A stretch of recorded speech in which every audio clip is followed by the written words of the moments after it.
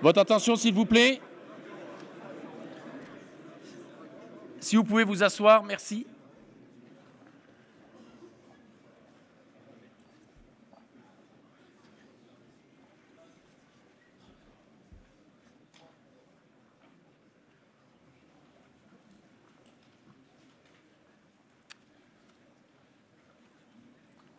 Bien, mon général, mesdames, messieurs, je vous souhaite la bienvenue au colloque de pensée militaire de l'armée de terre 2023, intitulé « Conflit de haute intensité du Haut-Karabakh à l'Ukraine, continuité et rupture du combat aéroterrestre ». Je suis le colonel Cervera, chef du pôle études et prospectives du CDEC, chargé de l'organisation de cet événement. Avant de céder la parole aux différents intervenants, laissez-moi vous donner quelques détails pratiques sur son déroulement. Après les propos introductifs du général Givre, directeur du CDEC, M. Elie Tenenbaum introduira le colloque et ses deux tables rondes intitulées respectivement pour la première « Ukraine, Moyen-Orient, Haut-Karabakh, laboratoire de guerre future », qui nous amènera aux alentours de 15h45, où on fera une première pause d'une demi-heure. La table ronde numéro 2, intitulée « Armée de terre et guerre de haute intensité à l'horizon 2030 », démarrera à 16h15, s'achèvera à 17h30, et elle sera suivie d'une conclusion prononcée par le général Toujouz, commandant les forces terrestres. À chaque table ronde succédera une séance de questions-réponses et qui sera articulée de la façon suivante. Pour adresser vos questions aux intervenants, vous aurez deux options. Le chat de Zoom pour ceux qui nous suivent à distance, donc pas concernés dans cette salle. En revanche, pour la salle, pour l'Amphifoche, un numéro de téléphone qui sera affiché et sur lequel vous pourrez envoyer par SMS vos questions. Le numéro de téléphone restera affiché en permanence durant la table ronde 1 et la table ronde 2. Voilà. Pour nos camarades étrangers qui le souhaitent, des casques audio sont disponibles pour une traduction simultanée anglais-français. Je vous souhaite un excellent colloque et je cède, après un petit intermède, la parole au directeur du CDEC.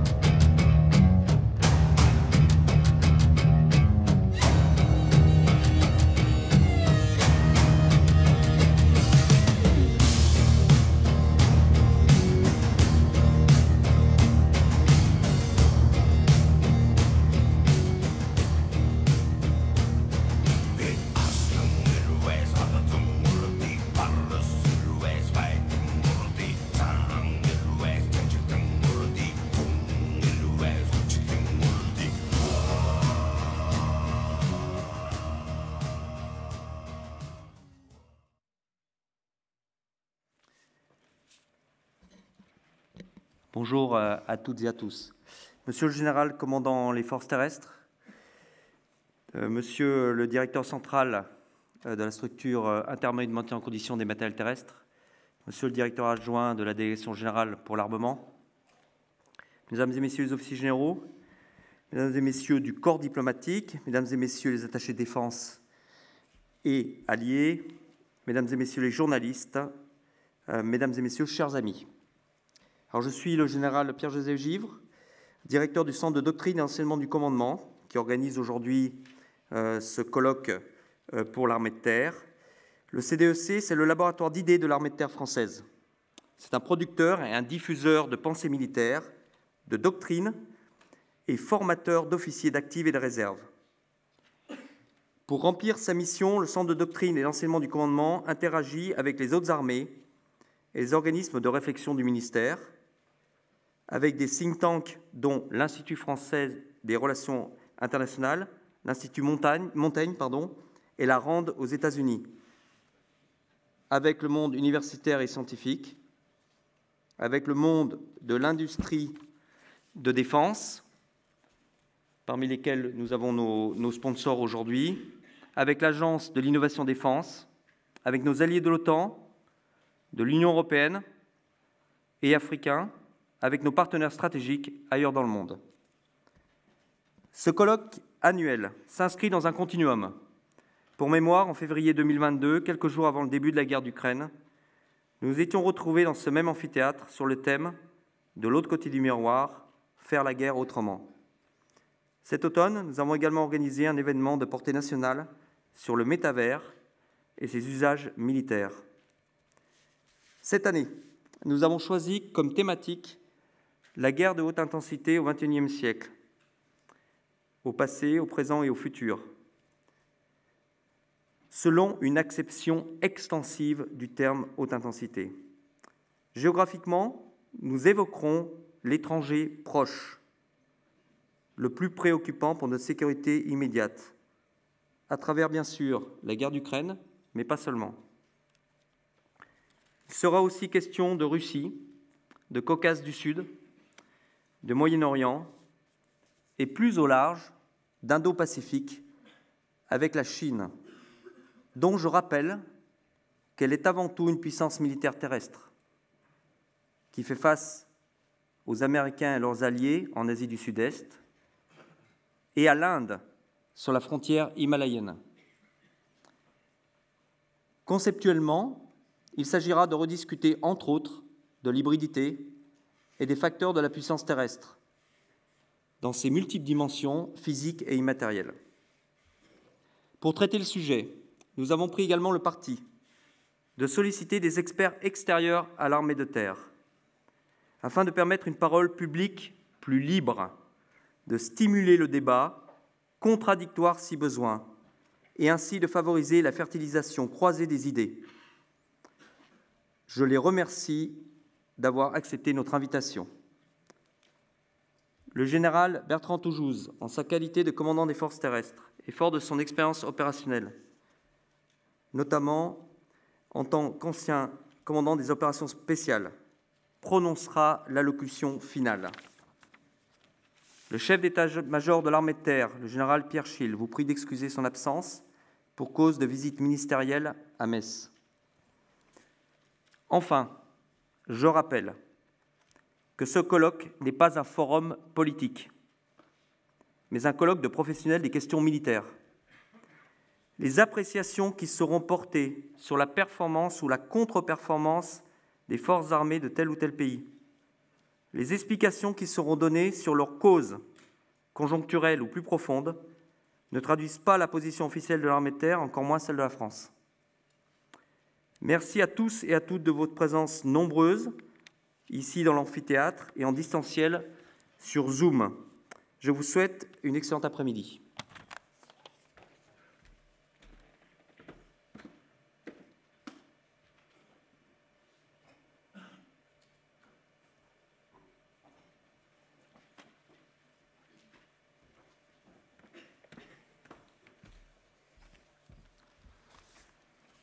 Général, mesdames et messieurs, merci pour cette invitation, cette introduction à ce colloque sur le retour de la haute intensité. La notion qui est aujourd'hui sur toutes les lèvres, y compris de ceux qui découvrent en même temps les affaires militaires et la stratégie. Nous autres chercheurs dans ce domaine, nous retrouvons un petit peu depuis un an dans la situation des virologues et autres épidémiologistes au début de la pandémie. Cependant, comme à l'époque Le niveau de compréhension, de culture militaire s'améliore progressivement, et après avoir redécouvert l'existence des armées, les médias se réapproprient progressivement ce que c'est qu'un canon, un char, on en a beaucoup discuté ces derniers temps, bientôt qu'un avion de chasse. Encore que des confusions sont encore dures à l'oreille. J'entendais sur une radio publique l'autre jour que les Césars étaient, je cite, une race de chars, ce qui évidemment laisse songeur. Mais les journalistes n'ont pas le monopole des confusions, et si celles-ci sont d'un ordre différent, il en persiste qui ont des conséquences autrement plus importantes parmi les décideurs et au sein même des armées, autour de concepts pourtant dimensionnants sur les choix qui sont actuellement en cours dans les arbitrages actuels. Je m'arrêterai là pour laisser l'auditeur deviner. La haute intensité fait sans aucun doute partie de ces notions ambiguës, à l'aune desquelles chacun voit midi à sa porte. Et il est donc salutaire que l'armée de terre se penche sur cette problématique dans cette journée d'études. Et notre rôle, à nous, chercheurs, experts comme on les appelle parfois, auteurs indépendants, d'essayer humblement, à notre façon, d'y réfléchir ensemble avec les armées pour dégager des lignes forces. Mais avant de parler de haute intensité dans le champ militaire, il semble nécessaire de prendre un petit peu de recul, en tout cas c'est ce qu'on essaye de faire à l'IFRI, et de situer cette problématique dans son contexte stratégique et international. La fin de la guerre froide et le moment unipolaire américain avaient permis d'écarter assez clairement, pour les Occidentaux en tout cas, le spectre des guerres majeures, compris en référence au grand conflit de la première moitié du XXe siècle. Ça ne signifiait pas pour autant la fin de la guerre, mais une conflictualité marquée par une asymétrie entre les acteurs qui se traduisait, au cours des 30 dernières années, par le contournement, davantage que la contestation, de notre puissance militaire. À partir du tournant de la décennie 2010, toutefois, une transformation profonde est apparue. D'une part, une forme de lassitude s'est emparée des États-Unis, soudain désireux de s'éloigner des guerres sans fin contre le terrorisme, mouvement amorcé par Barack Obama, poursuivi par Donald Trump et suivi aujourd'hui par Joe Biden, qu'on a pu le voir en Afghanistan. Quant aux Européens, aux prises avec des crises budgétaires, d'une économie anémiée, ils n'ont jamais eu pour l'ambition de porter seuls ce fardeau, et ce, en dépit d'une sociologie, d'une géographie qui les expose bien plus sérieusement que les Américains et durablement à la menace djihadiste. Mais ceci est une autre problématique. Et le retrait actuel de Barkhane n'est à cet égard pas une surprise.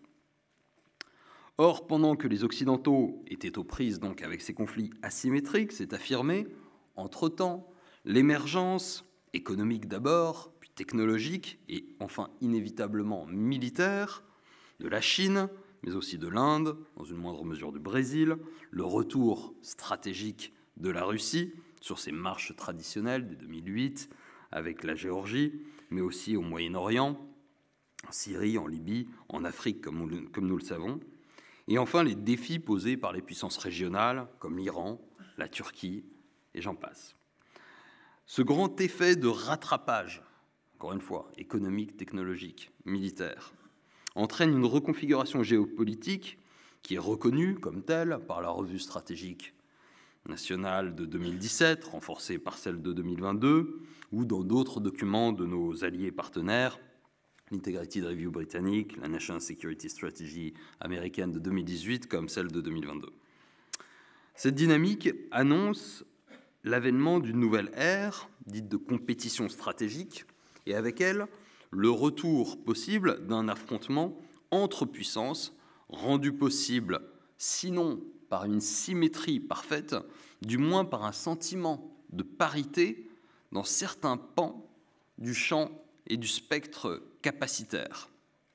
C'est cette forme de symétrie, ou en tout cas de sentiment de parité, qui caractérise la haute intensité, la déclinaison militaire de cette hypothèse, qui n'en est plus une, de la compétition stratégique. Pour autant, le sens à donner au terme de haute intensité continue d'être nimbé de confusion, comme je le disais au début de cet exposé. Le glossaire interarmé de terminologie opérationnelle, que vous connaissez tous, évidemment, sur le bout des doigts, définit la haute intensité comme les opérations, je cite, où toutes les fonctions opérationnelles sont susceptibles d'être activées. Définition stricte, rigoureuse et non dénuée d'intérêt, même si elle s'expose évidemment à un certain nombre de critiques et de limites.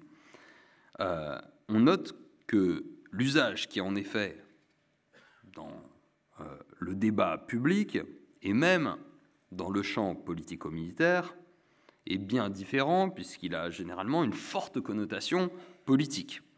Pas juste les fonctions opérationnelles, les capacités existantes, mais l'ensemble des ressources de la nation. C'est souvent ce qu'on entend. Cette mobilisation renvoie à l'évaluation par le politique des intérêts en jeu. Selon une formule qu'on connaît bien, plus les enjeux sont élevés, plus l'intensité politique du conflit est grande, et au bout de ce spectre se trouve effectivement la mobilisation totale de la population, de l'économie, de tous les aspects de la vie de la nation, comme le vivent en ce jour même les Ukrainiens. C'est souvent cet imaginaire, pour faire simple celui de la guerre totale, qui est convoqué quand on parle de haute intensité, et généralement aussitôt récusé ou refoulé, parce que c'est évidemment une hypothèse qu'on a du mal à accepter pour tout un tas de raisons qu'on ne s'explique pas toujours clairement. En fait, notre compréhension de la haute intensité est obscurcie par les exemples historiques, justement, cet imaginaire convoqué, des guerres totales de l'ère pré-nucléaire, comme les guerres napoléoniennes, la guerre de sécession au XIXe siècle et surtout les deux guerres mondiales au XXe siècle, dans lesquelles la haute intensité politique, c'est-à-dire la mise en jeu des intérêts vitaux et donc la mobilisation en conséquence de toutes les ressources sociales et économiques, se combinait à une haute intensité capacitaire, puisqu'il mobilisait au maximum les moyens militaires existants. Mais cette combinaison des deux niveaux d'intensité n'est en fait qu'un cas de figure, parmi d'autres. Les conflits asymétriques montrent que la haute intensité politique ne se limite pas à la haute intensité capacitaire. Pendant les guerres d'Indochine, d'Algérie, nos adversaires menaient une guerre totale avec des moyens très limités, même au regard des capacités militaires de l'époque. C'est encore le cas aujourd'hui en bande sahélo-saharienne, où les groupes armés terroristes conduisent une guerre de haute intensité politique pour leurs moyens, mais de basse ou moyenne intensité capacitaire, compte tenu des capacités militaires existantes à un âge technologique donné. À l'inverse, il existe des guerres limitées politiquement, mais à haute intensité capacitaire, c'est-à-dire qui mettent en œuvre toute une gamme de moyens militaires, à l'exception du nucléaire, vous avez compris pourquoi, face à un adversaire capable non seulement de les mettre en échec, comme c'était le cas dans les conflits asymétriques, mais aussi d'en contester l'efficacité, la pérennité, voire la survivabilité, ce qui n'était pas le cas auparavant. On pourrait citer la guerre de Corée, par exemple, dans ces conflits limités mais à haute intensité capacitaire. Guerre de Corée au cours de laquelle le président Eisenhower continue de démobiliser, de baisser les impôts, on est donc dans une limitation des enjeux politiques, et en même temps, il déploie 300 000 hommes, 30% de ses ressources militaires, des divisions blindées, des escadrons de chasse, de bombardiers stratégiques, etc. De même, la guerre du Golfe de 1991, 500 000 hommes sont déployés face à l'Irak, dans un conflit en deçà des intérêts vitaux, mais évidemment à haute intensité capacitaire. Encore la guerre de Géorgie pour la Russie en 2008, et le conflit du Haut-Karabakh, qui est cité en exemple d'introduction de ce colloque en 2020, qui me semble effectivement très, très intéressant, puisque ni l'Arménie ni l'Azerbaïdjan ne jouaient leur survie dans le conflit, mais ils ont pourtant effectivement mis en œuvre, activé l'ensemble des fonctions opérationnelles et l'essentiel de leur capacité. Pas pour autant de mobilisation générale ou de sentiment de panique vitale à Erevan ou à Bakou.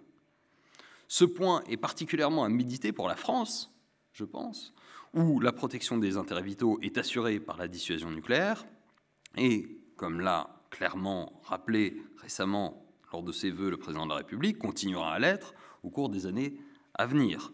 Est-ce à dire qu'il n'existe pas de scénario d'engagement de haute intensité crédible pour la France?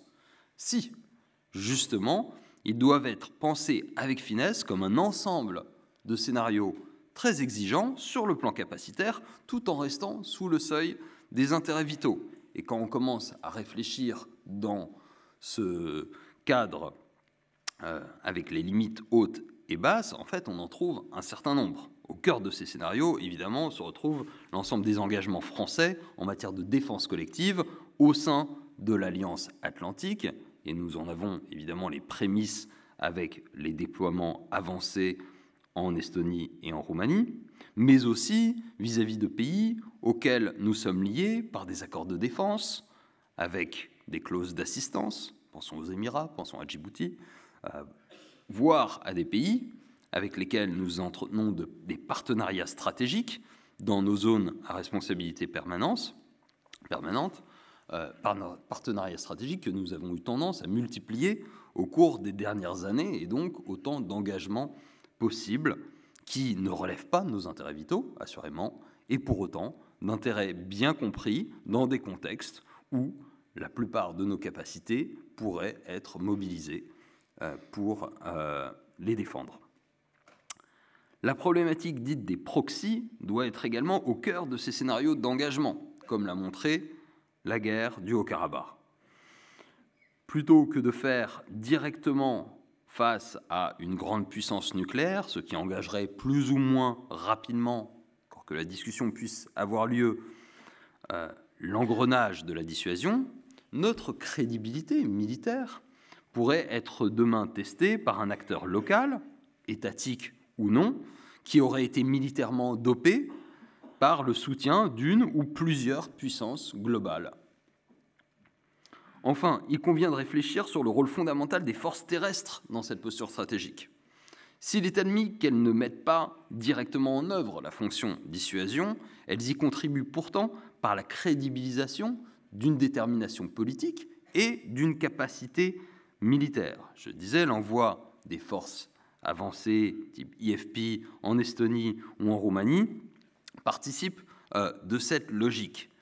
Les forces terrestres et les capacités conventionnelles plus largement offrent, ça a été dit, des marges de manœuvre militaires aux décideurs politiques, en évitant de l'enfermer dans un tout ou rien nucléaire qui serait évidemment au détriment de la défense de ses intérêts non vitaux, voire à l'érosion de la définition de ces mêmes intérêts vitaux. C'était le sens du corps de bataille français pendant la guerre froide, que de matérialiser cette détermination et d'offrir une forme de temps politique avant l'escalade, comme une forme de signal et de dialogue stratégique avec l'adversaire. Il en résulte pour les forces terrestres l'enjeu d'une préparation, donc, et d'une crédibilité capacitaire à un environnement opérationnel futur qui va évoluer sur 3 plans. Un environnement plus létal, plus contesté dans ces espaces adjacents, domaines de lutte, je vais y revenir, et plus complexe. Chacune de ces dimensions va peser sur les choix capacitaires.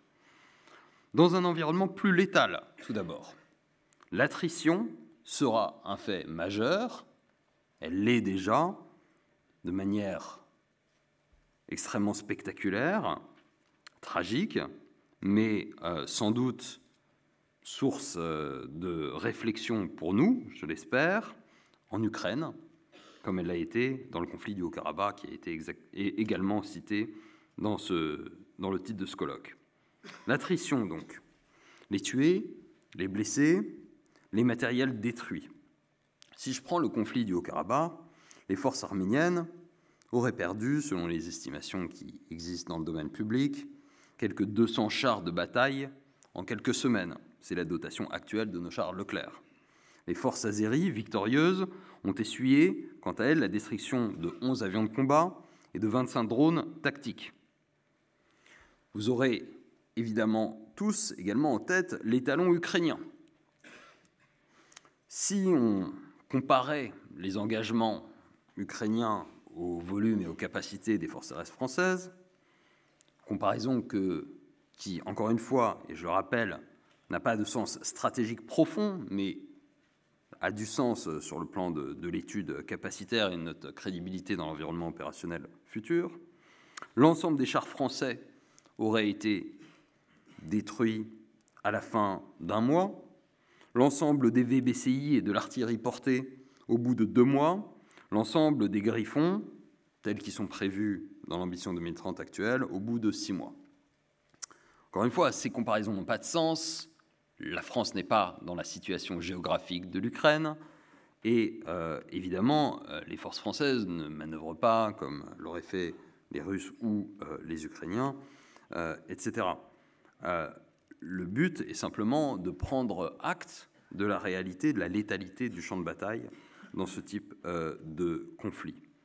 Au cours des 6 premiers mois, l'espérance de vie d'un drone quadcopter dans le Donbass était de 4 vols. Celle d'un drone tactique à voilure fixe de 6 vols. C'est quand même ce type de raisonnement qu'il faut aujourd'hui prendre en compte lorsque on raisonne modèle d'armée, structure de force et épaisseur capacitaire. Les réponses qu'il convient de donner à l'attrition et à la problématique également de la consommation, sur laquelle je vais revenir, ne sont pas simples. Inévitablement, la question de l'épaisseur se pose, puisqu'il semble de plus en plus politiquement incorrect de parler de masse. Je ne parlerai pas de masse, je parlerai d'épaisseur ou de volume, mais je pense qu'on se comprend tous. Il n'y a pas d'autre manière à un moment que de recapitaliser cette épaisseur. Je ne dis pas pour autant que seule la masse permettra évidemment de l'emporter, et si je me contente strictement des réflexions capacitaires, pas de la virtuosité tactique dont je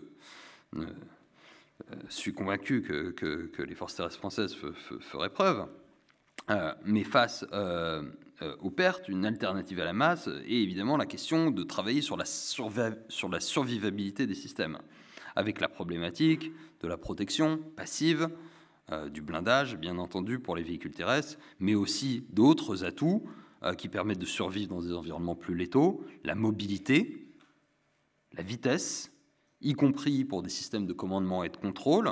Je sais que c'est un sujet de réflexion et d'exercice important à la veille de l'EMEX Orion. La discrétion, voire la furtivité, la compréhension de la situation, tout ça sont des facteurs clés qui permettront également de moduler, réguler la létalité du champ de bataille. Mais encore une fois, tout ça ne compte que si vous avez un minimum d'épaisseur pour encaisser les coups. Enfin, l'évolution de l'adversaire dans les airs, dans les fonds marins, dans les champs opérationnels, implique qu'il va falloir réapprendre à se protéger en renvoyant à la hausse notre défense solaire et nos moyens de lutte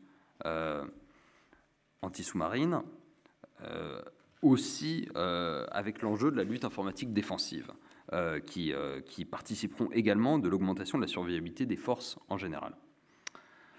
À cette problématique de l'attrition venant de l'ennemi s'ajoute celle de la consommation. C'est particulièrement notable dans le champ de l'artillerie, avec 10 à 20 000 obus par jour sur le théâtre du côté russe, si je prends l'exemple encore ukrainien, peut-être moins de 5 000 côté ukrainien, ce qui fait tout de même 150 000 par mois, ce qui est évidemment bien au-delà des capacités de production en France à l'échelle d'une année, et même les Américains sont pris à défaut. Le Pentagone a annoncé récemment qu'il entendait passer de 15 000 à 90 000 la production mensuelle d'obus, ce qui reste en fait en deçà de la consommation actuelle du conflit. Là encore, le volume n'est pas la seule réponse, même si il n'y aura pas de solution miracle à la problématique de la consommation. La précision est évidemment un autre atout essentiel pour minimiser le volume de munitions requis, même si, encore une fois, ça n'a rien d'une solution miracle, et elle implique des moyens de ciblage disponibles, ce qui, c'est mon avant-dernier point, pose directement la question de la contestation des espaces communs, dont je parlais tout à l'heure, et notamment des démultiplicateurs de forces. Les forces terrestres ont en effet toujours eu l'habitude d'être contestées dans leur milieu. Mais ce n'est pas le cas forcément des autres armées, dans les airs et sur mer, où la suprématie était totale depuis 30 ans. Or, la contestation de ces domaines de lutte par les adversaires aura un impact fort sur l'armée de terre en termes d'appui interarmé auquel elle s'était habituée.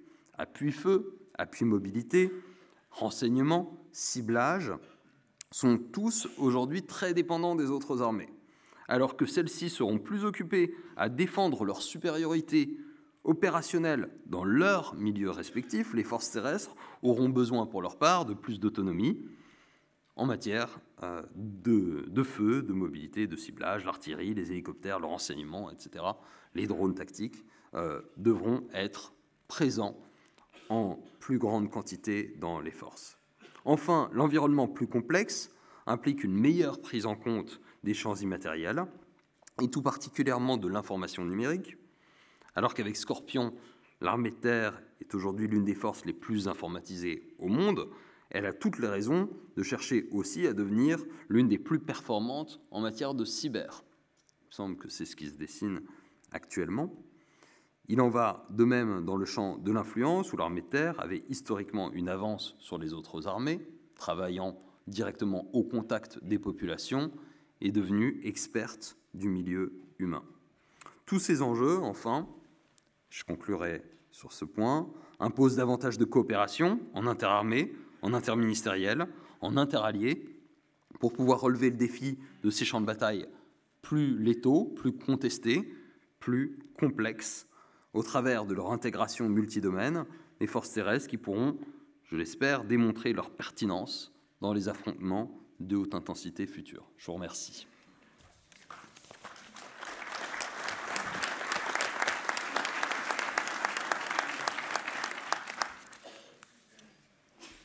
En général, je crois que je cède la place à la première table ronde, c'est ça ?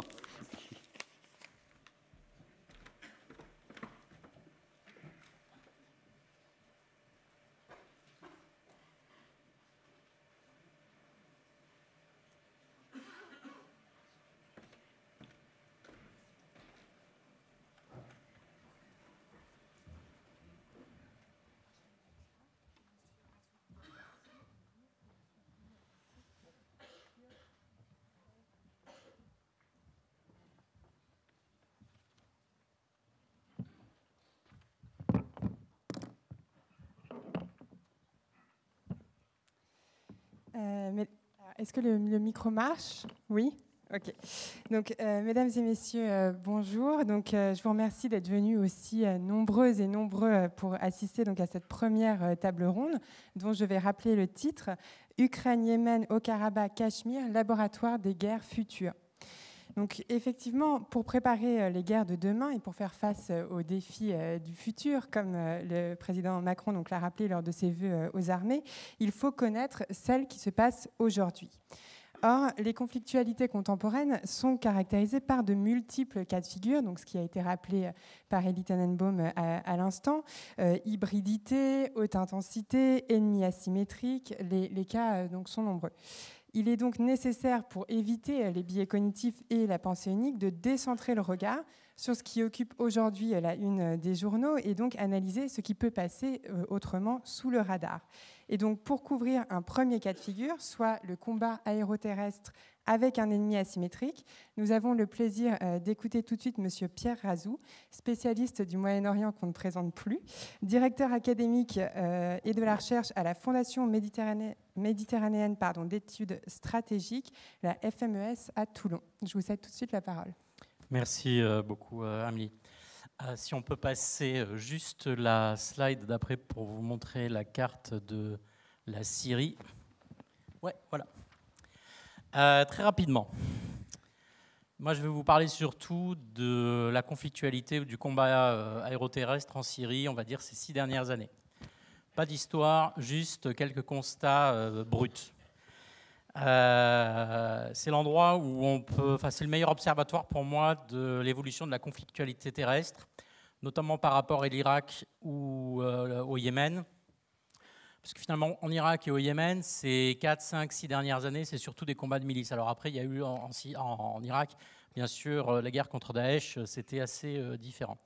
Mais globalement, quand même, la Syrie aujourd'hui, c'est un peu le cocktail de tout ce qu'on peut penser en termes de conflictualité. Pourquoi ? Parce que vous avez finalement la bande d'Idlib, la bataille pour la bande d'Idlib. Alors là, je regarde à l'envers.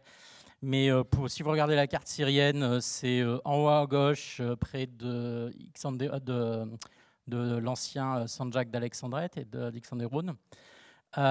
Et ça veut dire que depuis 5 ans, vous avez les Turcs, les djihadistes, les Syriens et les Russes qui s'y battent de manière acharnée. Et ce n'est pas fini. Vous avez les offensives turques successives le long de la frontière turco-syrienne. C'est globalement toute la bande que vous voyez au nord, entre la Turquie et la Syrie, avec la volonté turque d'établir une bande tampon.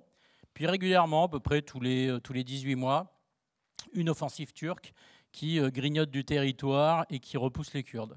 La prochaine à venir, probablement très bientôt. Vous avez ensuite la traque contre Daesh. Alors là, c'est un petit peu partout, plutôt dans la partie centre et est de la Syrie. Vous voyez les petits drapeaux de Daesh là sur la carte syrienne. Aujourd'hui, la traque contre Daesh, elle est menée plutôt par l'armée syrienne et par les Russes, ou par des irréguliers russes qui sont actifs sur le terrain. Et puis, bien sûr, l'éléphant dans the elephant in the room, la lutte entre le Hezbollah et Israël, qui se déroule à la fois en Syrie, indirectement au Liban. Et vous voyez là le Liban sur la carte de droite, et sur l'écran, et vous voyez toutes les positions un petit peu retranchées du Hezbollah. Et donc tout ça mis ensemble, ça nous donne un peu un panaché de l'évolution du combat aéroterrestre. Quelques constats. Et ces constats, parce qu'on suit évidemment de près aussi l'évolution du combat en Ukraine, mais je ne vais pas dévoiler, je laisserai notre camarade en parler, c'est que, premier constat, on assiste à la prééminence et la pertinence du segment lourd. Ça veut dire quoi ? Ça veut dire que tous les belligérants, à un moment donné ou à un autre, utilisent des chars lourds, des mécanisés, de l'infanterie lourdement armée et en grande quantité. Je parlerai des feux après. Donc on n'est plus dans le combat contre les pick-up ou le combat léger. Le deuxième constat, c'est qu'on a un recours massif, mais vraiment massif, au feu, à la fois en appui et en destruction, mais surtout une diversification des feux, je vais y revenir. Là aussi, par pas mal d'aspects, ce qui se passe en Syrie rappelle, ou du moins illustre aussi ce qui se passe en Ukraine. Et cette massification des feux n'est pas sans rappeler ce qui se passe dans la guerre Iran-Irak ou ce qui s'est passé dans la guerre Iran-Irak. Quand vous regardez aujourd'hui, enfin disons depuis 5 ans, les combats dans la bande d'Idlib ou autour de la poche d'Idlib, ça rappelle assez furieusement le front irako-iranien entre 83 et 87. Au passage, comme je connais un petit peu la guerre Iran-Irak, ce qui se passe en Ukraine n'est pas non plus sans rappeler la guerre Iran-Irak par pas mal d'aspects. On pourra en revenir si vous voulez pendant les questions-réponses. Donc dans la diversification des feux, on a un recours systématique aux drones. Alors là, il y en a de plus en plus, y compris les essaims de drones suicides, mais je laisserai mes camarades en parler sur le Karabakh et l'Ukraine. Mais au Moyen-Orient, on les utilise aussi massivement. Alors les drones, qui y a recours ? C'est plutôt la Turquie, le Hezbollah et Israël. On a un recours aussi de plus en plus, non pas massif, mais ponctuel, mais réel, aux missiles anti-chars de dernière génération. Aujourd'hui, au Moyen-Orient, tout le monde a accès aux missiles anti-chars de dernière génération. Pas forcément en grand nombre, mais on peut sortir de la boîte des farces et attrapes quand c'est nécessaire. Hop, le dernier missile qui va bien pour aller taper ou le Merkava, ou le T-90, ou le Léopard turc quand c'est le Turc qui est en face, etc. Le recours aussi à des trucs tout basiques comme le camion suicide. Alors, les camions suicides, c'est plutôt Daesh, les Kurdes, les différentes milices. N'empêche que ça marche bien, hein, c'est assez efficace. Bien évidemment, en termes de feu et de diversification, un recours, mais alors là, absolument massif à l'artillerie classique et aux lance-roquettes multiples. C'est ce que disait tout à l'heure Elie dans sa présentation, ce qui pose la problématique des stocks et des stocks de munitions aujourd'hui. Et là aussi, ça rappelle un petit peu la guerre Iran-Irak. C'est celui qui a le plus de munitions, qui est capable, au final, de faire la différence ou du moins d'arrêter les offensives de l'autre. Diversification des feux, les missiles balistiques aussi. Aujourd'hui, vous pouvez vous prendre une salve de missiles balistiques sur la tête. Ce n'était pas prévu au plan dans les dernières années, donc ça veut dire qu'il faut en tenir compte. Sans parler évidemment des frappes aériennes en profondeur. Au passage, tout ce qui est le close air support, on en voit de moins en moins fait par les forces aériennes pures. Les avions, c'est plutôt fait aujourd'hui pour faire des frappes en profondeur, pour harceler ou pour détruire des objectifs d'opportunité, pas tellement pour le casse. Les hélicoptères, c'est cher aussi et c'est coûteux. Donc les Turcs, les Syriens, les Russes en ont perdu pas mal, notamment donc en Syrie. Donc les drones, c'est mieux. Les drones, c'est l'arme du pauvre, c'est pratique, ça permet de dénier ponctuellement la supériorité technologique de l'adversaire. Bref, toute la diversification de ces feux a pour conséquence le fait que les combattants au sol doivent maintenant avoir une gamme très large pour s'en prémunir. Aussi bien des petits drones légers que du missile balistique qui peut leur tomber sur la tête. Donc voilà, il va falloir s'y préparer. Troisième constat, l'avantage, en Syrie en tout cas, l'avantage est à la défensive. Pourquoi? Parce que le combat urbain est coûteux. Alors là, on a les mêmes leçons que dans la guerre d'Ukraine, hein, c'est pareil. Je vous citerai juste les batailles d'Idlib, de Raqqa et de Kobané. Bon courage pour prendre la ville. C'est possible, mais c'est extrêmement coûteux. La multiplication des IED, pièges, mines en tout genre, ça, c'est pas très nouveau.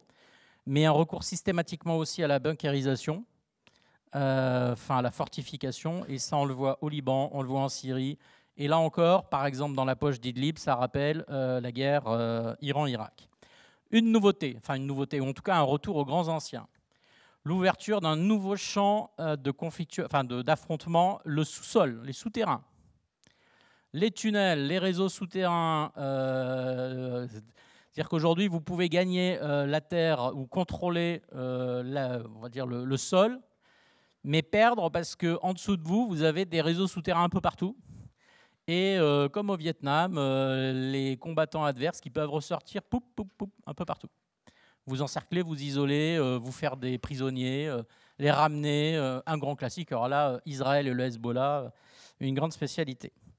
Donc, cette ouverture, on va dire, d'un espace de combat souterrain, à mon avis, est vraiment une donnée à prendre en considération. Quatrième constat, c'est le fait que les combattants, en tout cas les armées, s'adaptent ou adaptent leur mode opératoire. Le combat de nuit se généralise partout. Pourquoi? C'est bien pratique. Quand vous avez la technologie qui vous permet de combattre de nuit et que votre adversaire ne l'a pas, vous avez un avantage évidemment assez décisif. Tout le monde est dégradé, mais celui qui n'a pas les bonnes lunettes, il est dégradé beaucoup plus que tous les autres. Voilà, et ça permet de faire jouer la surprise et un certain nombre d'aspects. L'aéromobilité, ça c'est typiquement les Israéliens. Les Israéliens ont compris que le choc frontal, ça allait les mener à peu près nulle part. Le rouleau compresseur, il faut le préparer au cas où, mais ils se préparent à faire des raids en profondeur avec des unités lourdement armées, avec toutes les phares et attrapes et qui peuvent projeter en aéromobilité sur les arrières de l'ennemi. Et ils s'y préparent vraiment, ils s'y entraînent. La cyber et le brouillage GPS. C'est bien beau d'avoir un système extrêmement connecté, tout ce qu'on a nous, tout ce qu'on prépare là, c'est très bien. Les Israéliens ont à peu près la même chose. Simplement, si en face, l'adversaire vous brouille et vous empêche de vous communiquer, ça ne sert plus à rien. Voilà, donc il faut aussi s'y préparer, donc préparer l'entraînement en mode dégradé à tout ça. Ce qui m'amène à vous parler en quelques mots et à terminer par là, de comment l'armée israélienne, et on parlera du Hezbollah et du reste pendant les périodes de questions-réponses, comment l'armée israélienne se prépare à toutes ces évolutions que je viens de vous décrire, eh ben, ils ont plein de points. Donc, bien sûr, ils misent à fond sur l'aéromobilité, je viens de le dire, sur les raids en profondeur, bien sûr, sur la puissance de feu et sur les frappes en profondeur pour aller détruire de manière ciblée les points clés qui vont permettre de handicaper et de désorganiser l'adversaire. Mais ils sont en train d'imaginer et de tester une sorte de bulle locale qui permet de fédérer tous les moyens rapportés à un CO, enfin un centre de commandement dédié, proche du front, qui agit en boucle hyper courte, voire quasi instantanée.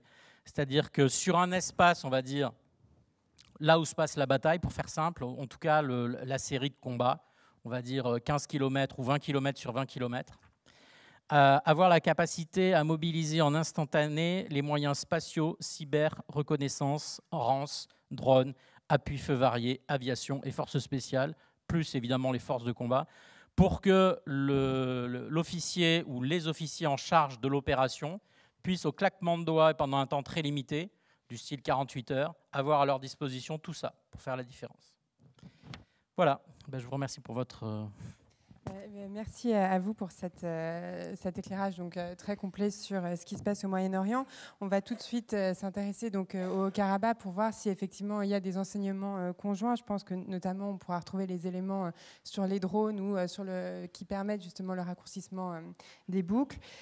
Donc pour répondre à cette question, et je souligne que là on va s'intéresser à un conflit donc, qui oppose deux armées régulières et par ailleurs un conflit où l'avantage ne sera pas par contre à la défense.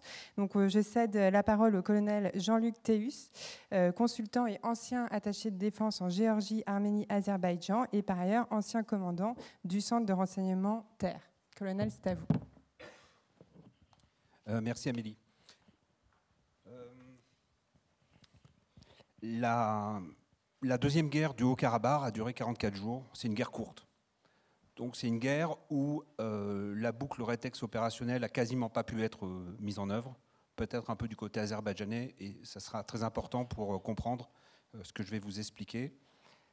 Deuxième point important, l'Azerbaïdjan, les raisons de la victoire azerbaïdjanaise s'expliquent par sa préparation. Donc je vais plutôt insister sur la phase finalement avant les opérations proprement dites.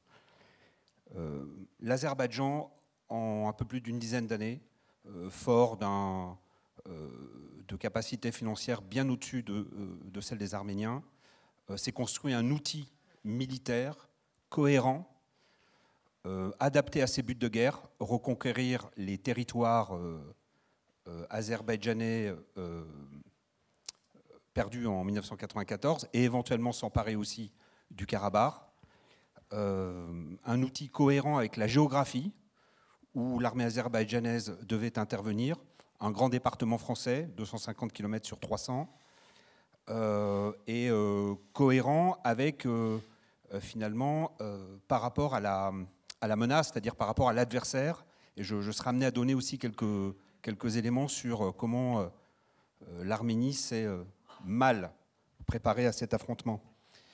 Je pense que c'est connu de tout le monde, ce qui a caractérisé l'outil de combat azerbaïdjanais, c'est la construction d'une force de frappe dans la profondeur, articulée autour d'une flotte de drones, initialement israéliens, juste avant les opérations, c'est important, turcs, mais également de munitions rôdeuses, pas forcément en très grand nombre, mais qui auront un rôle dans la suppression, je pense qu'on y reviendra un petit peu après, dans la suppression des défenses aériennes arméniennes et Karabatsi, et qui auront eu aussi un rôle, il faut pas le nier, psychologique, sur les combattants arméniens qui n'étaient pas préparés du tout à affronter ce genre de frappe.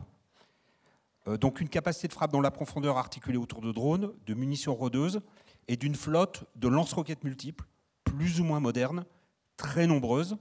Quand je dis plus ou moins modernes, des modèles issus de l'ère soviétique, mais qui ont l'avantage d'être faciles à servir et qui disposent de beaucoup de munitions, c'est relativement bon marché, et des lance-roquettes multiples, un peu plus sophistiquées, d'origine turque, israélienne, pakistanaise, tchèque, par exemple.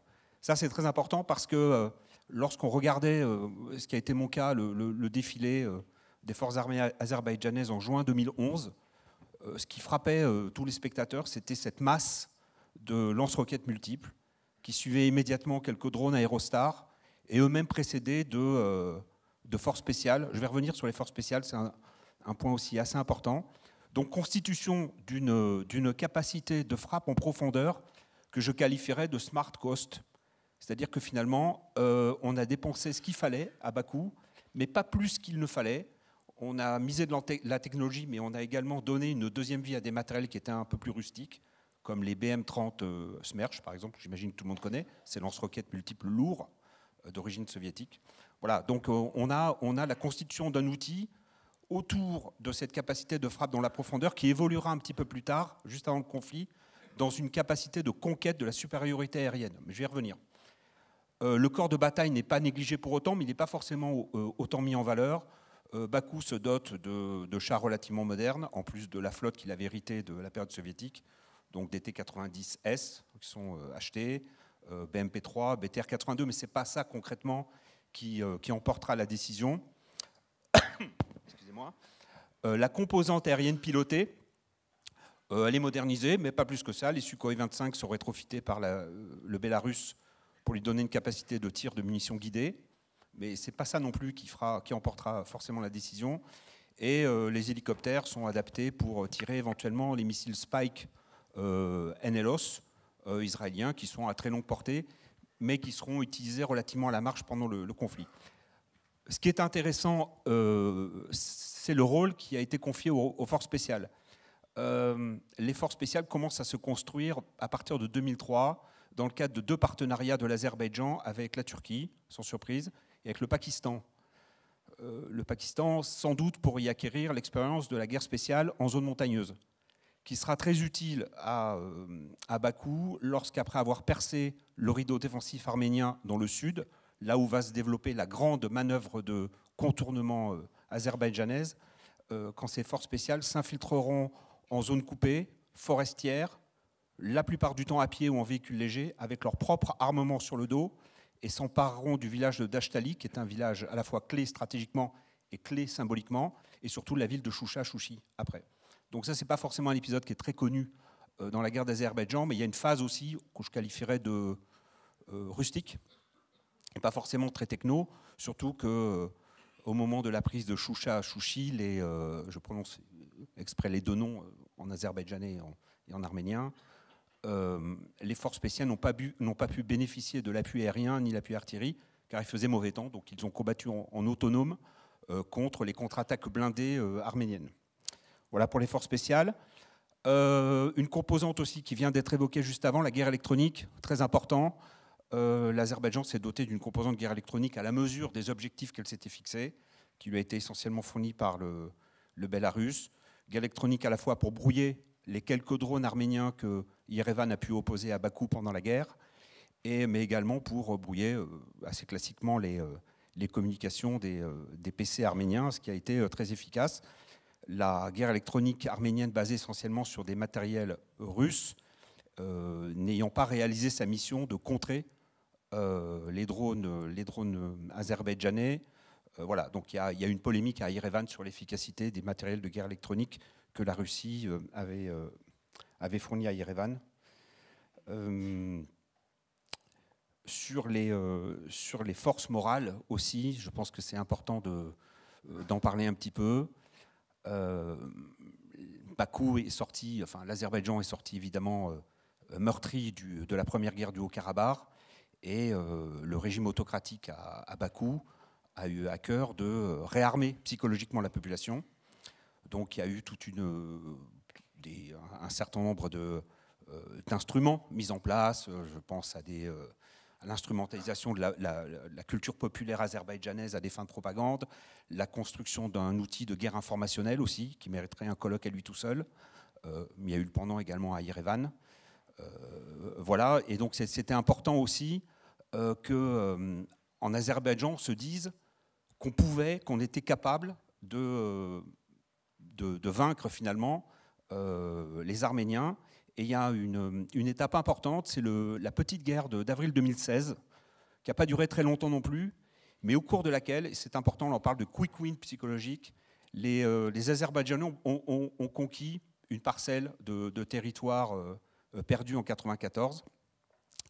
Mais l'idée derrière tout ça, c'était de montrer à la population azerbaïdjanaise et surtout à l'armée azerbaïdjanaise qu'ils étaient capables de battre les Arméniens. Et je pense que là, il y a eu un clic anti-retour qui a été franchi et qui a mis l'armée azerbaïdjanaise psychologiquement sur les bons rails pour se battre. J'ai encore un peu de temps ? Pas vraiment. Non. Mais on pourra y revenir. J'ajoute simplement un mot. Le pendant de tout ça, c'est qu'à Yerevan, en revanche, on n'a pas mesuré la montée en puissance de l'outil azerbaïdjanais, mais je pense que j'essaierai peut-être de répondre d'aborder ce sujet pendant les questions. Oui, et c'est d'ailleurs un point très intéressant parce que ça montre l'importance justement en fait du red teaming et de la préparation en amont des conflits. Et merci beaucoup aussi d'avoir souligné l'importance des forces morales, puisqu'on se souvient de ce clip qui met en avant justement un récit très sur la high-tech de l'Azerbaïdjan qui montre justement ces drones. Donc, ce qu'on peut voir avec cet exemple du Haut-Karabakh, c'est l'importance de la préparation de l'outil militaire de l'Azerbaïdjan en amont du conflit. Et donc, ça me donne une transition toute trouvée pour parler maintenant de l'Ukraine, puisque la Russie a vu ce qui s'était passé en Syrie, en Israël également avec le Liban et évidemment au Karabakh. Et donc la question forcément qu'on se pose, c'est quels enseignements ont été tirés de ce conflit, de ces conflits, et surtout quelles applications ont pu faire les Russes de ce qu'ils ont vu sur ces théâtres. Donc pour répondre à ces deux questions, nous allons tout de suite avoir l'éclairage du docteur Jack Watling, qui est spécialiste des conflits terrestres au RUSI, donc au Royal United Service Institute à Londres. Je vous en prie. Et donc, il va s'exprimer en anglais. Thank you very much. Sirs, mums, ladies, gentlemen, it's a privilege to be able to speak with you today, but I have to begin with two apologies. The first is that I'm going to present in English. I'm sorry.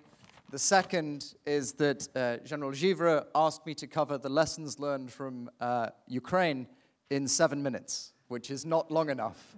And so I'm going to focus just on 3, I think, lessons, and we can pick up more in the Q&A, that I think are particular doctrinal problems for us as those observing the conflict. The first one is that it is very clear that on the modern battlefield, there is no sanctuary. There is no safe place. The enemy, whether it is the Houthis in Yemen or a major state, has not just ballistic missiles, but cruise missiles, UAVs, MLRS, and all of these systems can reach out and strike with a great deal of precision simultaneously. The consequence is that if you group together your headquarters in a single place, it will be destroyed. If you put together your brigade support area and have your maintainers or your refueling points in the same location for a protracted period of time, it will be destroyed. And these are problems that we don't actually experiment with nearly enough. Certainly in the British Army, most of the time, and we have made some progress recently, logistics components on exercises are sustaining the exercise. In other words, they're not practicing and experimenting, they're doing operations. We spend a lot of time drawing concepts for how we want our armored forces to fight, our infantry to fight. But actually what we're seeing in Ukraine is that unless you can disperse and maintain the maneuverability of your maintenance and your supply lines, and unless you can disaggregate your headquarters, then they will be destroyed, and you will not be able to build up operational tempo. You will also take very heavy casualties. I'm not going to go into the numbers for the Ukrainians, but it's important to note that the Ukrainians lose a lot of personnel because of how long it takes to get the medical capability, their troops back to the hospitals, and that's because of the distances they have to cover because of fires. So the first challenge is that we need to conceptualize a battlefield in which higher echelons are not safe places. The second lesson I want to cover is the contested nature of the electromagnetic spectrum. Before the war in Ukraine, at conferences like this, we used to talk about the denial of the EMS. the idea that you would not be able to communicate. My experience in Ukraine, and I've observed this firsthand, is that the EMS is never denied, but it is continually disrupted. The effect is not that you can't communicate, you can, because the enemy is using parts of the electromagnetic spectrum. They're not jamming everything. If they want to put UAVs in the air, they have to stop jamming parts of the EMS. If they want to know where they are, they can't keep jamming GPS. Yeah? But which bit of the spectrum they are denying will continually change. And it will change based on the enemy's judgment as to how much they need to communicate versus how much they need to protect themselves. And so if you are an officer trying to communicate and be competitive with your kill chain, you need to understand where you can and where you can't communicate, how you need to proactively change your TTPs, your tactics, in order to protect yourself because of the risk you are taking in the EMS. And you need to understand those issues at a fairly low echelon. If you don't understand them, your communications will be slowed down and your artillery will miss its target. And so we need to be, at all echelons, aware of the electromagnetic spectrum, have situational awareness in the EMS, and be able to proactively plan how we work in that space.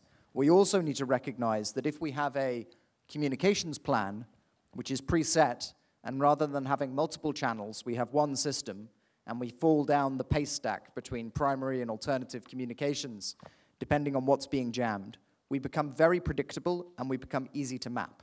And that's how you get those long-range fires hitting your headquarters.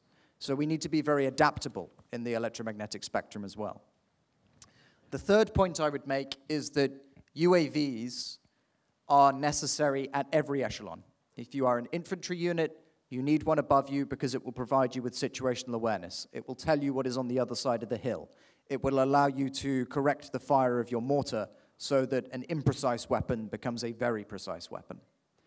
If you were an artillery unit, you need your organic UAS so that you can go and find targets and confirm that you're not getting false positives from the EW teams or the other standoff surveillance capabilities. However, if everyone is putting up UAS, we have to stop treating them like aeroplanes, where we tell the Air Force and the Combined Air Operations Center exactly where we're putting them up. Because we can't afford to slow down our operations to meet with the staffing time that that enables. And it's an unrealistic operating environment because the idea that your aircraft are going to fly in a space that is not full of UAVs is unrealistic. There are lots of enemy UAVs there as well.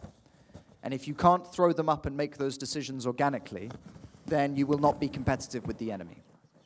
And so that means that we need to treat them like munitions, and we also need a new way of deconflicting with the Air Force. That is a problem. Another point about UAVs that I would make is to bring to the point of our keynote speaker that you lose 90% of the UAVs that are put up, right? The life expectancy is very short. And what this comes back to is that we need a new industrial solution for quite a lot of defense capability. There are some systems, like standoff sensors, where you can justify them being very expensive. You can't justify that with UAVs. Big, expensive UAVs, whether it be Bayraktar or anything else, get shot down. You can't justify it, but this creates a problem, because in war, we will order thousands of these UAVs, and so companies can make a profit on producing them. But if we practice with those same UAVs, in peacetime, we're not losing them, which means that we only buy a small number. And because we want them to be cheap, the profit margin is very, very small or non-existent. And so we need to be able to communicate a value for money proposition to our defense industry that allows us to regenerate mass or regenerate the capacity to build mass fast if we enter a conflict. Of course, having residual industrial capacity, while it is critical, also comes with a cost. And we often don't factor that cost in when we are making decisions about what we invest in and what we can buy.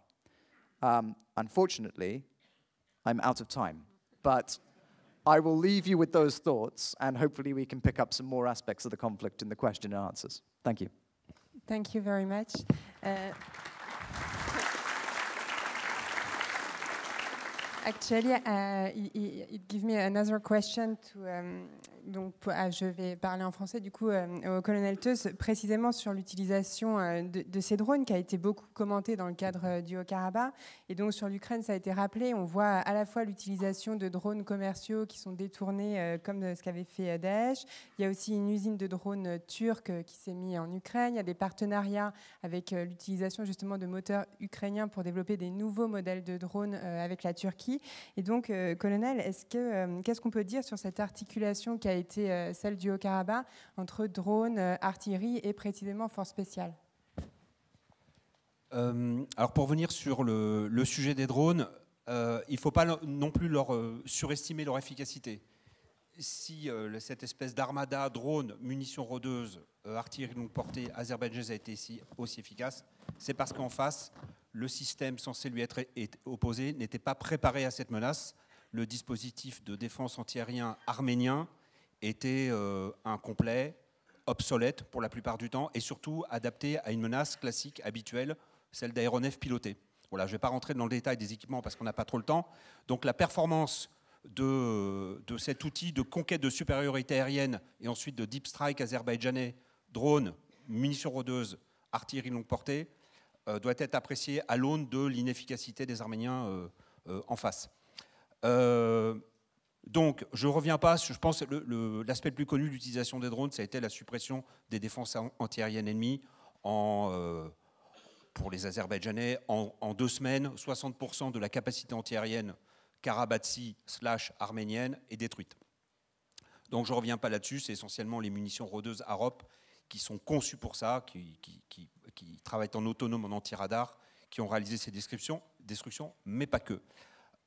Assez rapidement, dès que la supériorité aérienne a été conquise sans l'utilisation d'aéronefs pilotés. Je pense que c'est important. Dans la durée de la guerre, 44 jours, il y aura 600 sorties aériennes réalisées par les Azerbaïdjanais, quelques hélicos, du Sukhoi 25, comme je l'ai dit un peu en préambule, dans la deuxième partie de la guerre, à partir du moment où la supériorité aérienne a été conquise par des appareils non pilotés, par des robots. Le deuxième rôle des drones, c'est la capacité à frapper dans la profondeur, ce qui faisait l'efficacité de la défense arménienne derrière sa ligne de défense bétonnée. C'était l'arrivée rapide de renforts, souvent en camion, en bus, et puis les contre-attaques à partir de petits échelons blindés, essentiellement des chars, quelques blindés de combat d'infanterie. La stratégie, la tactique arménienne était connue depuis les événements 2016. Les Azerbaïdjanais et leurs partenaires turcs l'avaient bien compris. Et toutes ces contre-attaques, tous ces renforts dans la profondeur ont été anéantis par des frappes, essentiellement par des frappes de drones. On le voit bien dans l'état des pertes tel qu'il a été répertorié par le fameux site de source ouverte Oryx, néerlandais. Voilà, donc ça c'est un deuxième point, frappe dans la profondeur sur les renforts logistiques. Un troisième point sur les drones, c'est l'effet psychologique. C'est l'effet psychologique. On voit bien dans l'état des pertes arméniennes, qui sont énormes en termes de véhicules blindés, c'est donc, on l'a dit, 200 chars. Sur ces 200 chars, il y en a la moitié qui sont capturés sans équipage, qui ont été abandonnés par leurs équipages. Ils ont été abandonnés parce qu'ils sont en mauvais état mécanique, c'est un premier point.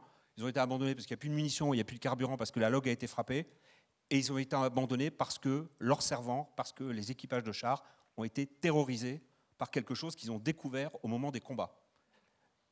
Ils n'ont jamais été préparés à ça, c'est très clair. Donc un effet psychologique majeur.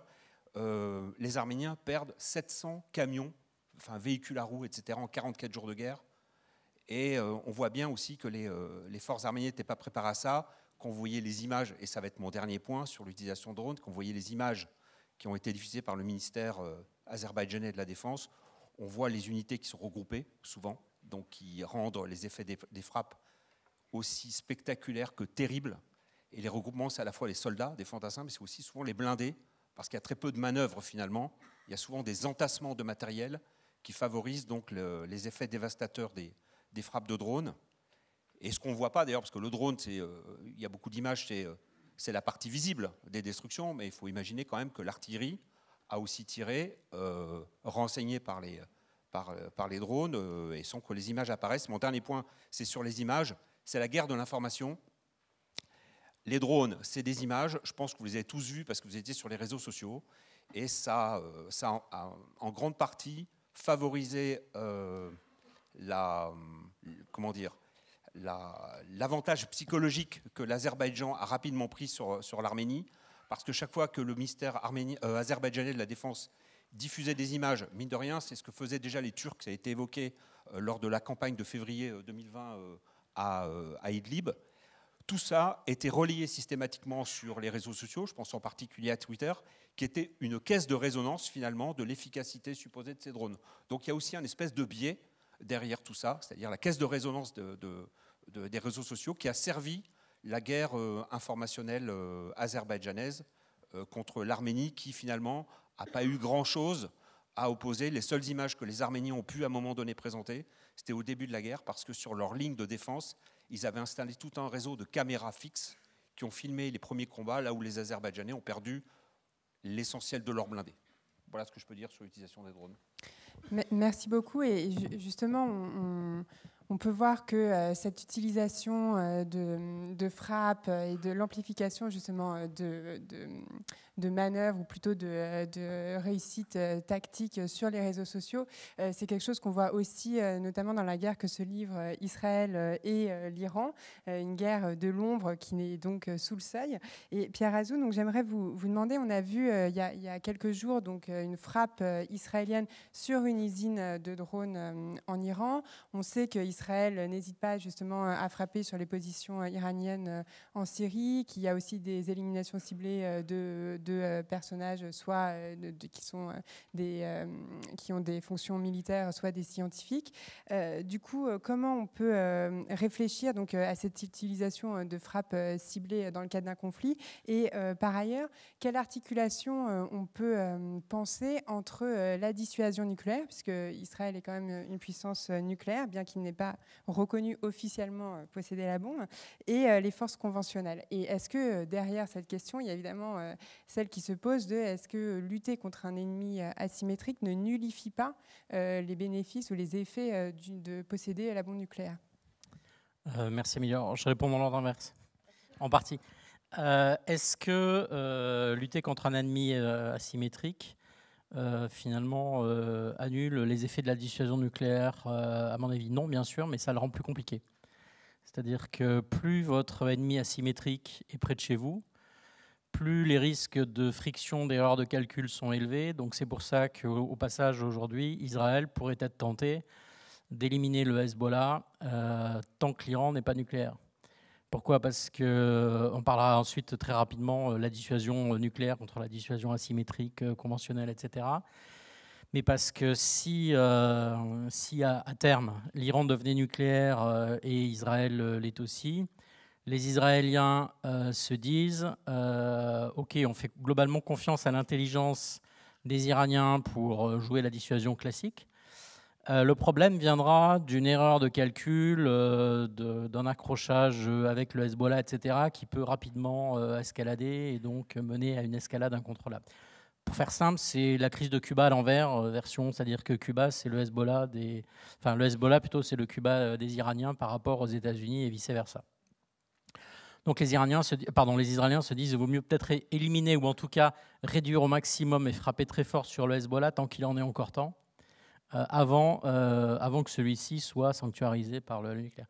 Le point aussi, c'est de rappeler que l'Iran, en tout cas puisqu'aujourd'hui c'est le colloque du combat aéroterrestre, c'est que les forces aéroterrestres iraniennes sont équipés de matériel totalement obsolète. Je ne parle pas des missiles, les missiles balistiques, les drones, le reste, mais tout ce qui est chars, véhicules de combat, pièces d'artillerie, etc., ça a minimum 40 ans. Donc en fait, c'est justement pour ça, c'est que les Iraniens ont désespérément besoin de moderniser leur parc, entre guillemets, classique, et que ça coûte très cher, c'est compliqué. Donc en attendant, c'est plus facile de jouer la dissuasion asymétrique, par exemple avec Israël, mais pas que, mais aussi avec le Pakistan, avec l'Arabie Saoudite, avec l'Azerbaïdjan. En ce moment, les relations entre l'Iran et l'Azerbaïdjan sont terribles. Je ne sais pas si vous avez, pour le public, si vous avez suivi, il y a eu prise d'assaut de l'ambassade d'Azerbaïdjan à Téhéran. Là, ça rappelle un peu la prise d'assaut de l'ambassade américaine en 1980, quoi. Donc c'est pour vous dire qu'aujourd'hui, paradoxalement, le problème numéro un des Iraniens, c'est pas Israël ou l'Arabie Saoudite ou les Émirats, Aujourd'hui, c'est le Pakistan et l'Azerbaïdjan. C'est un autre souci. Mais c'est pour vous dire que donc pour eux, la dissuasion, qu'elle soit potentiellement nucléaire à terme ou asymétrique, balistique, conventionnelle aujourd'hui, elle est à 360 degrés. Le calcul des Iraniens, c'est de se dire on peut très bien jouer la dissuasion face à un État doté comme Israël avec des missiles balistiques conventionnels. But du jeu, les saturer de missiles balistiques en anticité pour, quoi qu'il arrive, leur faire un nombre de pertes civiles tel qu'aucun Premier ministre israélien, quel qu'il soit, ne pourra justifier auprès de sa propre population le fait qu'Israël dépense 7% de son PIB dans la défense, 3 ans de service militaire, etc., etc. Tout ça pourquoi ? Pour que la population se fasse éliminer. Donc en fait, les Iraniens, et donc le Hezbollah, puisque la question c'était aussi sur le Hezbollah, jouent comme ça. Le Hezbollah par rapport à Israël, parce qu'évidemment on voit bien le parallèle Hezbollah par rapport à nos forces françaises déployées dans la Finule qui sont juste à côté, à Derkifa et ailleurs. Le mode opératoire du Hezbollah, je l'ai décrit tout à l'heure. C'est-à-dire c'est à la fois du très classique, infanterie, tout le reste, et en même temps c'est toute la capacité technologique que j'ai mentionnée. Et vis-à-vis des Israéliens, c'est la capacité à les harceler, à faire des raids, que ce soit par tunnel ou pas par tunnel, enfin peu importe, de nuit, pas de nuit, leur prendre des otages, ensuite on discute, et notamment par les drones, survoler des sites sensibles, prendre la photo de la centrale de Dimona, leur dire coucou, souriez, vous êtes filmés, on est passé au-dessus. C'est la centrale nucléaire civile, enfin entre guillemets civile, israélienne, dans le désert du Negev, donc c'est loin du Liban quand même. Hein. Et donc chacun joue à montrer sa capacité et à montrer sa capacité de nuisance et de harcèlement. Donc je crois, pour répondre à votre question, de ce côté-là, c'est plus de la capacité à montrer que pour le Hezbollah qu'il est capable de harceler et donc quelque part de décourager l'armée israélienne. C'est presque du signalement en fait. Non, ça va quand même au-delà. Hein. C'est dur. Du signalement cinétique. Merci. Donc, avant de céder la parole à la salle et donc aux questions qui émanent de la salle, n'hésitez pas donc à les poser en utilisant le numéro qui s'affiche à l'écran. Une dernière question peut-être à Jack Watling. Effectivement, donc conquérir un territoire et maintenir sa souveraineté sur ce territoire, ce sont deux choses différentes. Et cette question donc du maintien d'un contrôle d'un territoire sur lequel on a établi des forces et qu'on a réussi à conquérir, elle se pose, elle s'est posée en Israël, elle se pose sur d'autres conflits, elle se pose évidemment en Ukraine. Donc, ce que j'aimerais vous poser comme question, c'est qu'est-ce qu'on peut apprendre de la façon dont la Russie a tenté d'établir son contrôle sur les territoires ukrainiens. Et pour rappel, la Russie donc, détient aujourd'hui 18% du territoire ukrainien. Well, it's a very interesting topic, especially for lots of our NATO allies who have resistance as part of their national defense concepts. I think what we learned was that the Russians are able to successfully exert control over areas that they take. And it's important to recognize that the FSB, firstly, it was the one bit of the invasion that the Russians did actually competently plan, because they thought that would be the difficult bit. But their planning assumption was that they only needed 8% of the population in any occupied area to collaborate, willingly or unwillingly, for them to be able to exert control.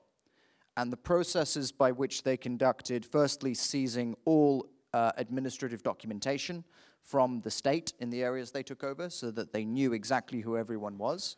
Secondly, doing house-to-house searches to find anything in people's houses that connected them to law enforcement, the government, etc.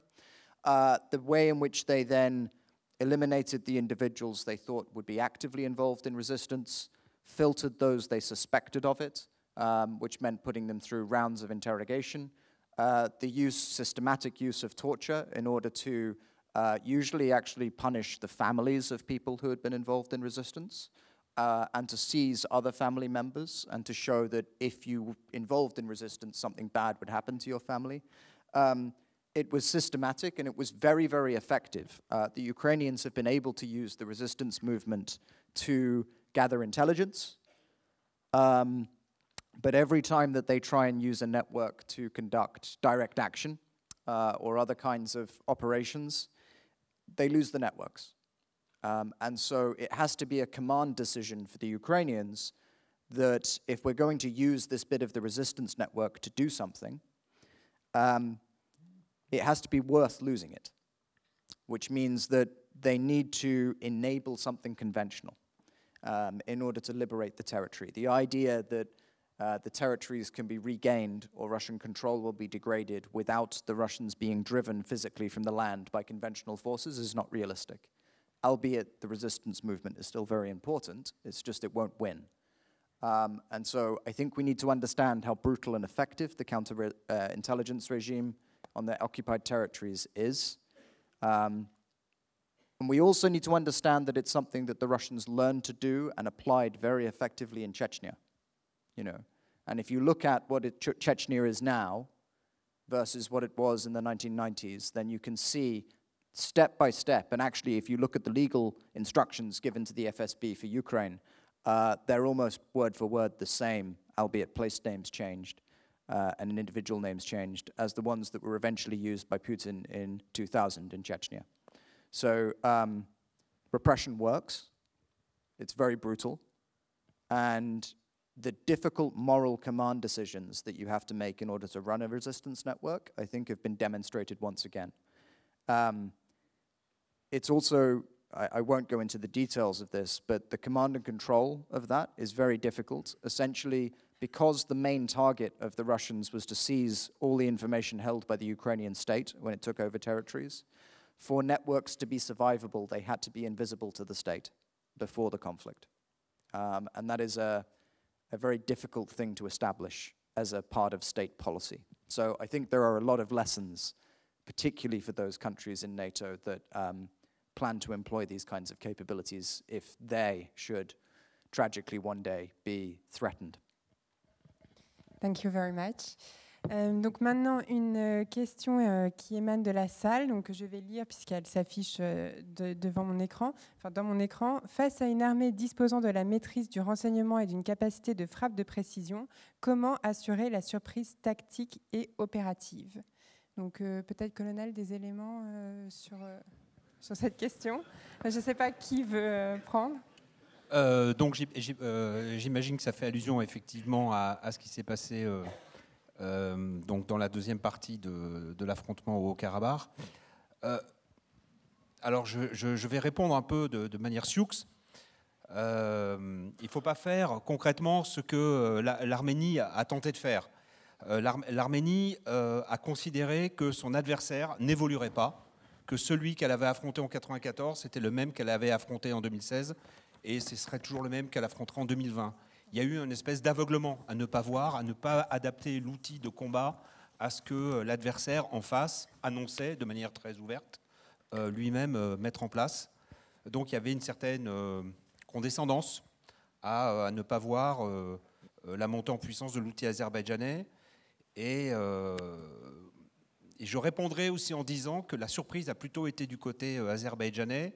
Il y a une expression très intéressante qui a été employée par M. Tenenbaum pendant son propos liminaire, c'est la façon dont certaines puissances peuvent doper la capacité de combat de leur proxy. C'est exactement ce qui s'est passé avec l'Azerbaïdjan. Ils ont construit de manière assez patiente leur capacité de combat.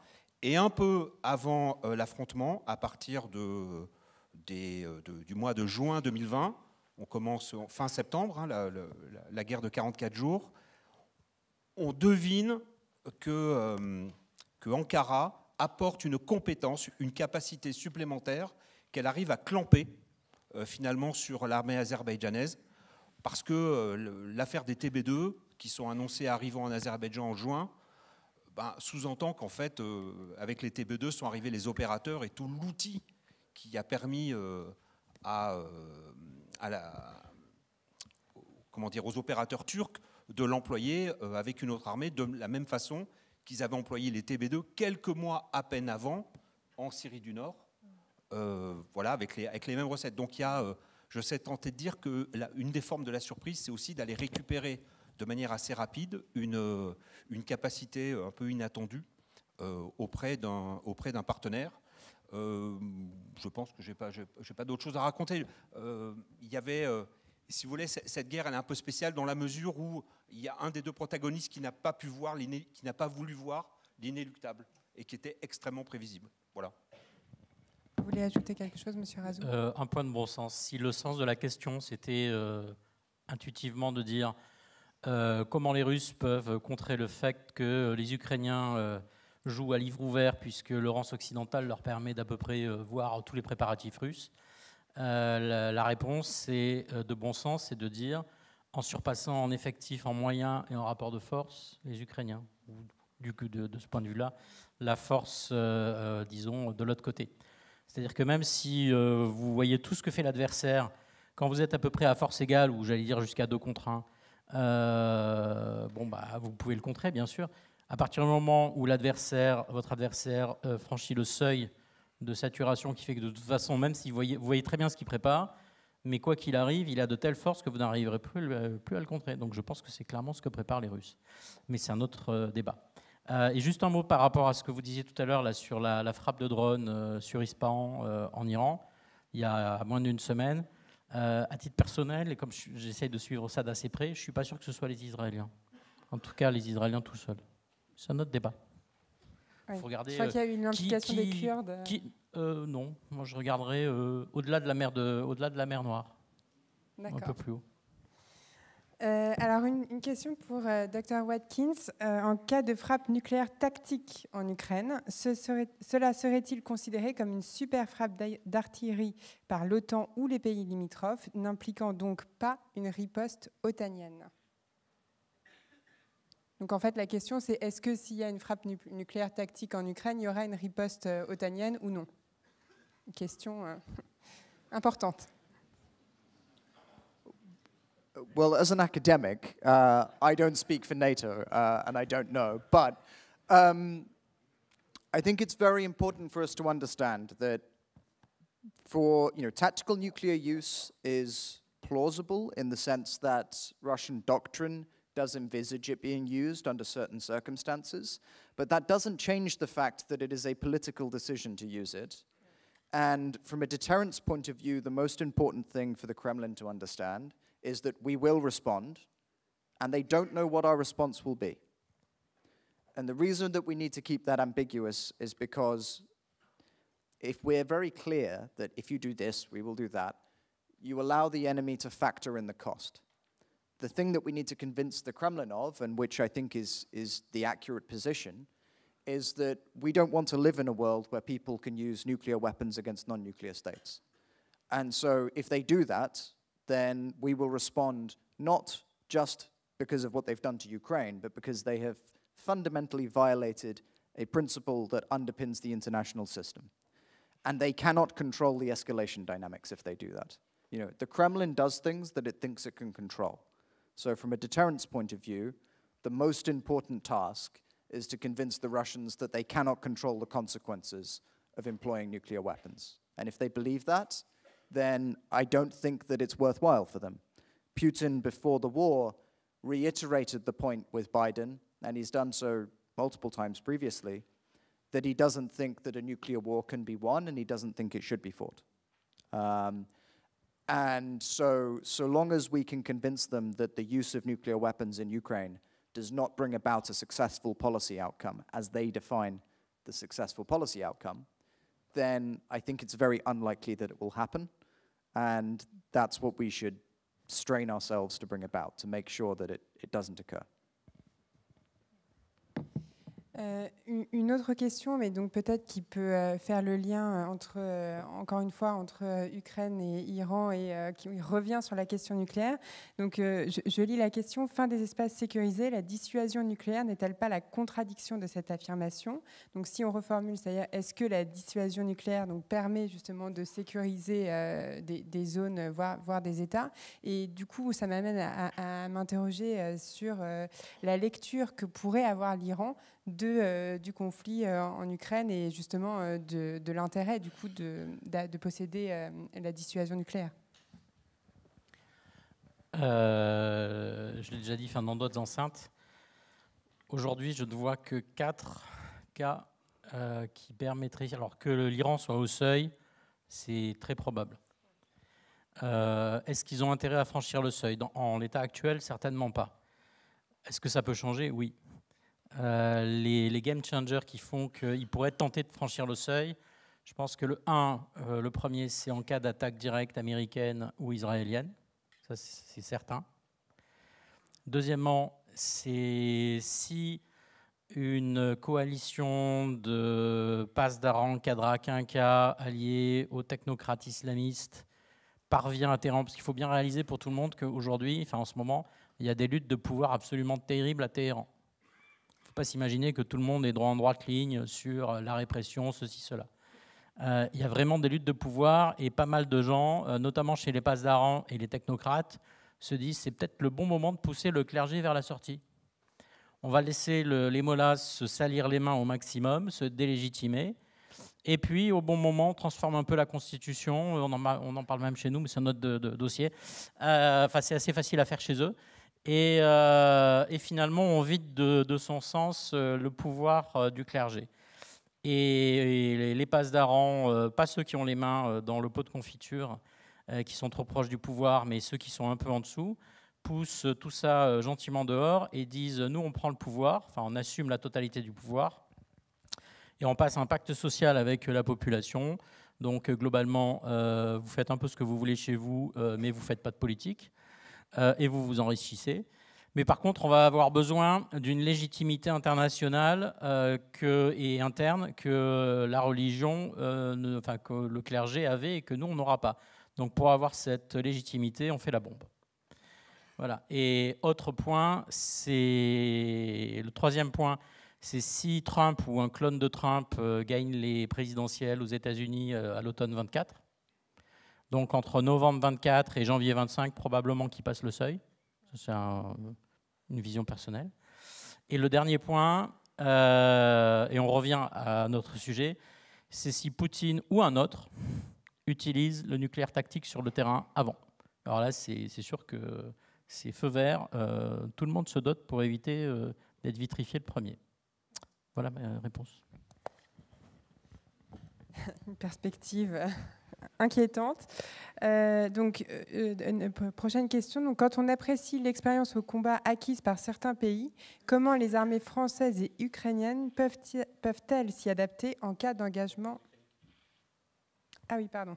Oui, parce que c'est marqué UK, donc j'ai mis un R en plus. Donc, britanniques, peuvent-elles s'y adapter en cas d'engagement majeur? Donc, je ne sais pas, peut-être que si vous avez des éléments.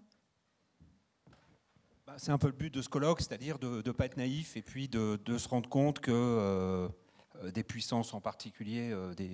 alors autant le conflit ukraino-russe est bien documenté, et maintenant il sert un peu de conflit étalon. Si on prend l'exemple du Haut-Karabakh, on voit quand même deux puissances moyennes, et en particulier l'Azerbaïdjan, aidé par son partenaire russe, mettre en place des capacités, on va se dire les choses franchement, pour certaines qu'on a perdues. Donc il y a l'idée de ne pas être naïf et de se dire, oui, au niveau de certaines puissances régionales, il y a une forme d'agilité. Ça se trouve aussi dans la BITD. Si on prend l'exemple de la Turquie, nommons-la, la BITD turque est extrêmement agile. Hein, le binôme Baykar qui fait les drones et Roketsan qui fait les lance-roquettes multiples, les munitions guidées tirées par les drones, etc. C'est un binôme, plus tout le reste qu'il y a autour, qui est extrêmement dynamique. Donc l'idée, c'est aussi de bien se rendre compte que des puissances régionales, on parle aujourd'hui de l'Europe, de l'étranger proche, mais peut-être demain en Afrique, au Proche-Orient, des puissances vont se révéler parce que une puissance régionale va clamper une capacité en peu de temps, et ça c'est un challenge aussi en termes de partenariat de combat, puisqu'on parle souvent en France de PMO, etc. C'est aussi quelle est notre capacité à fournir à un partenaire au combat une capacité qu'il n'a pas et qui va la permettre d'emporter la décision. Voilà le genre de réflexion aussi qu'on peut se poser à l'aune de ce qui s'est passé en 44 jours au Haut-Karabakh. Voilà. I might add to that. I think there is a tendency that we say high-intensity conflict is back, We know how to do that. We did it during the Cold War. We need all the same things that we had during the Cold War, and if we don't have those things, we're not capable of doing it. That is a very dangerous way of thinking, and I'll give you a specific example as to why. Historically, we have taken ground by achieving surprise, as was described, in order to be able to have concentration where the enemy is not. And once you are concentrated, you have the advantage and you can break through and exploit. On the modern battlefield, I don't think that's the case. I think that the side that is forced to concentrate is the one that will be destroyed. And actually what you are fighting to do is to force your opponent into a position where they are having to be fighting closer together because they are not able to communicate when they are not in line of sight, because they are not able to coordinate their artillery, and so they're having to increase their direct fire capability. Most formations have artillery that have the range to be able to do cross-boundary fires now. And so you want to be able to fight dispersed. And that requires different priorities in terms of, it's not that this platform's obsolete or that one we can get rid of. It's that the balance between those capabilities and how we fit them together is very different. So the first thing is we need to make sure that we're modernizing in a way that is effective. I think the French army and the writings of General Guy Hubin are really far forward and advanced, actually. And I think Scorpion is a very impressive capability that France has seen through. And there's a lot of good concepts in other countries that have never actually delivered a capability. So I think the French military is in a better place than many. But there is a question for Europe here as well, because in fact, almost all European defense industries do not have a large enough customer base as their own country to be able to develop a capability where there is a large enough production line in order to repair and generate the number of vehicles and replacements that you need in an actual war. Which means that unless we're just going to buy American for everything, and I think there are good reasons why that is a bad idea, especially since US design is now being driven by requirements in the Indo-Pacific, which are different to ours, then we need to start collaborating across Europe on the major platforms much more, so that we do have a large enough customer base for any given product. And that means sharing equity between countries. The fact that France and the UK, who in terms of the use of air power are much closer in our concepts, are not working together on the next generation of combat aircraft, is a big problem, because we're going to end up both producing a less capable platform than it could be, and then competing with very capable American systems on the international market, and we will end up with something that is much more expensive than it should be, because we're producing fewer of them. And so actually at the heart of this, getting it right, are things like the Lancaster House Agreements, where France and the UK cooperates on complex weapons. We need to make sure that translates into buying a sufficient production capacity of the weapons that we design, so that the production lines are there when we need them. So I think there's a great need for cooperation between our states. Et d'ailleurs, il y aura un congrès, enfin un colloque, pas un colloque, pardon, un sommet qui sera organisé donc par l'Élysée sur la coopération de défense franco-britannique en mars prochain. Donc je pense qu'on pourrait avoir quelques pistes à ce moment-là dans cette direction. Peut-être une dernière question pour conclure la table ronde. Justement, ce qui est très intéressant dans cette guerre en Ukraine, c'est vraiment cette question de technologie contre masse. Et du coup, on voit qu'il y a vraiment une importance cruciale qui est donnée au BITD. Donc peut-être quelques éléments sur la manière dont la Turquie utilise sa BITD pour à la fois assurer une politique d'influence et à la fois justement pour être présent et regarder très précisément ce qui se passe sur les différents théâtres. D'ailleurs, la BITD israélienne aussi. Oui, alors bon, ne serait-ce que pour prendre l'exemple de la Turquie, on sent qu'il y a eu une montée en puissance finalement assez récente, si on compare effectivement avec la BITD israélienne. Et d'ailleurs, à Bakou, ce qui a été décidé à un moment donné, c'est de basculer petit à petit, sans doute aussi pour des raisons stratégiques, mais aussi pour des raisons de coût, sur de l'équipement fourni par les Turcs parce que c'est meilleur marché et parce que derrière, ça c'est une appréciation personnelle, derrière la capacité à fournir des équipements qui sont smart cost, comme les TB2 et puis les munitions guidées fabriquées par Roketsan, il y a effectivement de l'influence et il y a donc, on peut imaginer, la fourniture d'une capacité à une puissance, quelle qu'elle soit, par l'intermédiaire de sociétés militaires privées qui parallèlement se développent beaucoup également en Turquie, et surtout avec la capacité de fournir une expérience opérationnelle aussi, ce qui est un peu nouveau. Longtemps, on s'est prévalu, nous aussi, les Français, d'être combat proven, etc., ce qui permettait d'eux. Mais on n'est plus les seuls, en fait.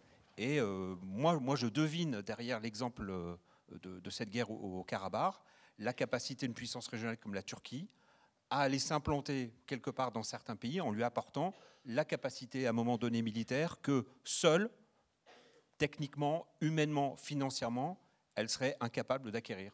Donc voilà, je vois bien derrière la BIT des Turcs cette capacité assez originale de fournir rapidement une capacité de combat nouvelle à une puissance régionale avec des moyens limités. Vous voulez ajouter quelque chose ? Deux mots pour les Israéliens. La BIT des Israéliennes, c'est du business d'abord et avant tout.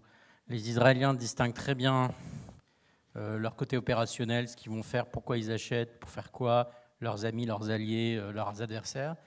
Et ensuite, le business, c'est on vend des arbres à tout le monde parce que ça permet de faire rentrer de l'argent dans les caisses de l'État. Et alors là, on regarde même pas, enfin, on regarde à peine un petit peu.